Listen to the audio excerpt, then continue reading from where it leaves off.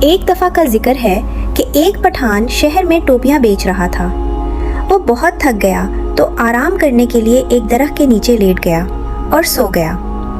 اسی درخت پر کچھ بندر بھی رہتے تھے۔ انہوں نے اس کی ساری ٹوپیاں اٹھا لی۔ جب پٹھان کی آنکھ کھلی تو اپنی ٹوپیاں غائب دیکھ کر گھبرا گیا۔